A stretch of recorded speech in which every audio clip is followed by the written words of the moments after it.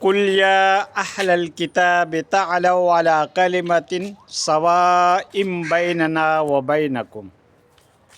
محترم ناظرین، معزز سامعین کرام، خاص کر موجودہ زمانے کے اندر امت مسلم کے اندر، مسلم افراد کے اندر اس طریقے کی کنٹروورسی پائی جاتی ہے، اس طریقے سے اختلافات پائے جاتے ہیں، مسلک کی بیسس کے اوپر، نظریات کی بیسس کے اوپر، اور مختلف مذاہب کے طریقے کو لے کر اپنی اپنی ایک تھیوری رکھتے ہیں، اپنا اپنا ایک کانسیپٹ رکھتے ہیں، اپنا اپنا ایک عقیدہ رکھتے ہیں، اور ہر جماعت کے اندر جو بندہ ہے وہ سمجھتا ہے کہ میرا ہی مسلک حق کے اوپر ہے، میری ہی جماعت حق کے اوپر ہے، باقی سارے باطل ہیں۔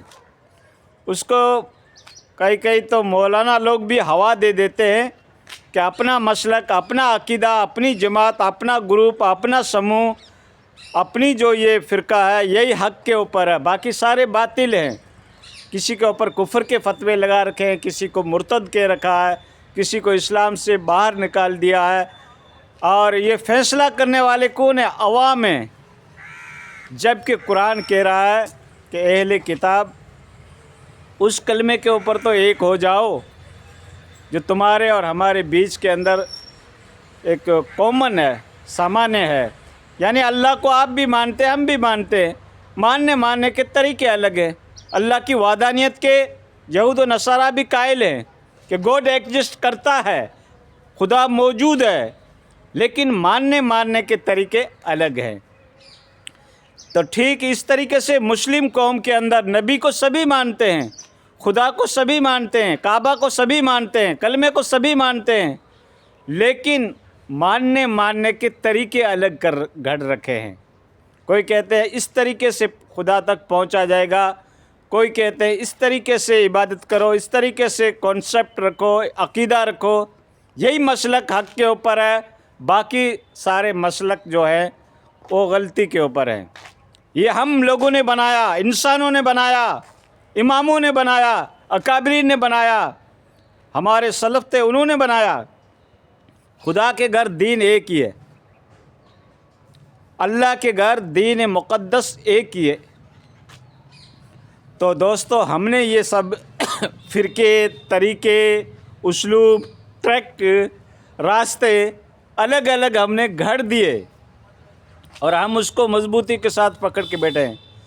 دوستو، ایک بات یاد رکھو، مسلمانوں کے پاس اتھینٹک بک کون سی ہے جس کے اوپر پوری امت مسلم بھروسہ کرتی ہے، ٹرسٹ کرتی ہے؟ وہ کون سی کتاب ہے؟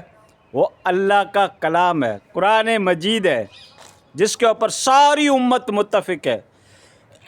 اب اس کے اندر قرآنی آیات جو بیان کی گئی ہے، اس کا انٹرپریٹیشن، ان کی تفصیلات، ان کی توضیحات ہر فرقہ اپنی طرف سے کرتا ہے۔ تو قرآن کے مفہوم کو سمجھنے کے لیے ہمیں احادیث نبوی دیکھنی پڑے گی، ان سلف کا فارم لینا پڑے گا جو ہمارے سے زیادہ جاننے والے تھے، عرب کے رہنے والے تھے، جن کو صحبت رسول نصیب تھی۔ ان کا فارم کیا، ان کی فہم و تفہیم کیا قرآن کی اس آیت کے بارے میں، یا ہمارے نبی آقا نامدار محمد مصطفیٰ احمد مجتبیٰ سرور کائنات صاحب لولاک نے اس کے بارے میں کیا ارشاد فرمایا ہے، اس کی تفصیلات کیا بتائی ہے، اس کا میننگ، اس کا ترجمہ کیا بتایا ہے؟ ہمارے لیے وہ باتیں اتھینٹک ہے۔ توحید دوستو جو ہے یہ اسلام کے اندر ایک سنسٹیو ایشو ہے، بہت سنویدنشیل معاملہ ہے۔ توحید میں اگر گڑبڑی پیدا ہو گئی، عبادات کرو چاہے ٹپا دو، ریاضت کرو، زہد اختیار کرو، زکوٰۃ دو، خیرات کرو، نماز پڑھو، روزہ رکھو، زکوٰۃ دو، آپ قربانی کرو، تسبیحات پڑھو، نوافل پڑھو، لیکن اگر آپ کی توحید صحیح نہیں ہے، کوئی عبادت اللہ کے گھر مقبول نہیں ہوگی۔ کان کھول کے سن لو، دل کے کانوں سے سن لو، کانوں کے پردے ہٹا کے سن لو، اگر تمہاری توحید مضبوط نہیں ہے یعنی تمہارا یہ عقیدہ ہے کہ اللہ بھی کرتا ہے اور یہ بھی کرتا ہے، اللہ بھی کرتا ہے، یہ بزرگ بھی کرتا ہے، اللہ بھی کرتا ہے، یہ بندہ بھی کرتا ہے، بندہ بھی بہت پہنچا ہوا ہے۔ ارے بندہ ناپاکی ہے، ناپاک ہے، منی کی پیدائش ہے، ناپاک ایک ویریے کی پیدائش ہے، چاہے کتنا بڑا قطب و ابدال ہو، ہے تو اس کی پیدائش، ہے تو مٹی کی پیدائش، ہے تو اللہ کی مخلوق، گوڈ تو نہیں ہے نا، خدا تو نہیں ہے نا، ایشور تو نہیں ہے نا۔ کس استر پہ میں اتر کر آپ کو سمجھاؤں؟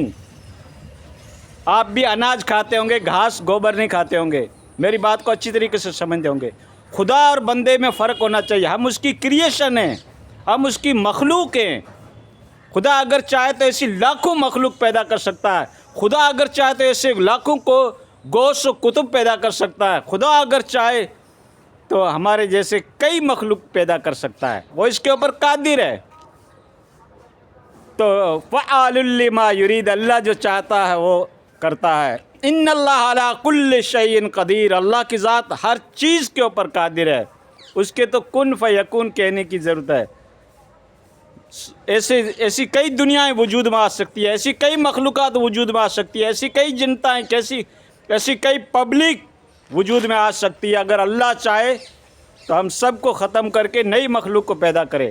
تو خالق اور کریٹر تو الگ ہوتا ہے نا۔ سپر ونگ طاقت کون سی ہے؟ اللہ کی ہے۔ اللہ اگر چاہے تو ساری دنیا ختم کر کے ایسی لاکھوں دنیا پیدا کر سکتا ہے۔ اور کتنی گلیکسی ہے، کتنی ہے، ہم تو یہ ملکی وے گلیکسی میں رہتے ہیں، ایسی کئی ایک ہے، 3 ارب گلیکسی ہے۔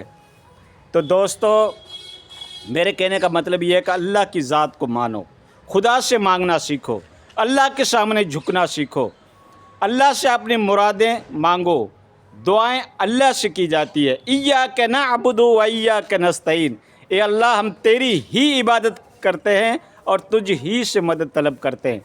ہی پہ زور دو، ہی پہ اللہ کو چھوڑ کر دوسری نیکسٹ باڈی کوئی نہیں ہے جس سے ہم دعا مانگیں، جس سے ہم مدد طلب کریں، استعانت طلب کریں، اس کا کنٹریبیوشن حاصل کریں، اس سے سہایتا حاصل کریں، اس سے مدد حاصل کریں، اس سے ہماری نیڈ، ہماری ضرورتیں پوری کرا سکیں۔ کوئی نہیں، لا الہ الا اللہ، کوئی نہیں ہے معبود، کوئی نہیں ہے مگر الا اللہ، اللہ کی ذات ہے۔ کلمہ پڑھتے ہو نا، کبھی غور کیا اس کے اوپر؟ پہلا کلمہ جس سے تم اسلام کے اندر انٹری کرتے ہو، اس کا مطلب کیا؟ لا الہ، کوئی معبود ہے ہی نہیں، الا اللہ، مگر اللہ کی ذات۔ محمد الرسول اللہ، محمد صلی اللہ علیہ وسلم تو اس کے رسول ہیں، پروفٹ ہیں، میسنجر ہیں اللہ کے۔ تو دوستو یہ باتیں یاد رکھنے کی، کیونکہ میں اس کے اوپر اس لیے زور دے رہا ہوں کہ آج کل اتنی کنٹروورسی پائی جاتی ہے، اتنا تنازع پایا جاتا ہے اختلافات کو لے کر، مسلک کو لے کر، عقائد کو لے کر، اور پھر امت جو ہے اس کے کئی ایک ٹکڑے ہوئے، اس دل کے 1000 ٹکڑے ہوئے، کوئی یہاں گرا، کوئی وہاں گرا، کوئی کدھر گرا، کوئی کہاں گرا۔ ایسے مت بکھرو، تنکوں کی طرح مت بکھرو۔ ایک باپ کی اولاد کے اندر بھی تھیوری، ایڈیالوجی، اس کا ایٹیچیوڈ، اس کا پرسیپشن الگ ہو سکتا ہے، اس کی سوچن شکتی الگ ہو سکتی ہے، اس کی مینٹلٹی الگ ہو سکتی ہے، اس کی رائے الگ ہو سکتی ہے، لیکن باپ کا فرض ہے کہ اس کو متحد کرنے کا۔ اس طریقے سے اس قوم کا باپ کون ہے؟ علماء کرام، یہ تمہارے روحانی باپ ہیں، باپ، ٹھیک ہے نا؟ ہاں، ان کی باتیں سنا کرو، جو جید عالم ہو، جو تمہارے اندر اتفاق پیدا کرے، انٹیگریشن پیدا کرے، تم کو سنگٹھت رکھنا چاہے، تم کو متحد رکھنا چاہے، ایسے عالم کے بیانات سنا کرو جو قصے، کہانیاں، اسٹوریاں، داستانیں، کرامتیں میں آپ کو گھماتا رہے اور واہ واہ حاصل کرتا رہے، اپنا ویوز حاصل کرنے کے لیے وہ چورن پبلک میں بیچے، جس کے اوپر آپ واہ واہ تو کہہ سکتے ہو، لیکن دین سے ان کا کوئی لینا دینا نہیں، دین برحق سے۔ دین آپ کو قرآن میں ملے گا، دین آپ کو اللہ کے نبی کی حدیث میں ملے گا، عالموں کے پاس نہیں ملے گا۔ پیور دودھ کہاں ملے گا؟ بھینس کے نیچے، گوالیے کے پاس نہیں ملے گا، ٹھیک ہے نا؟ ان باتوں کو یاد رکھنے کا۔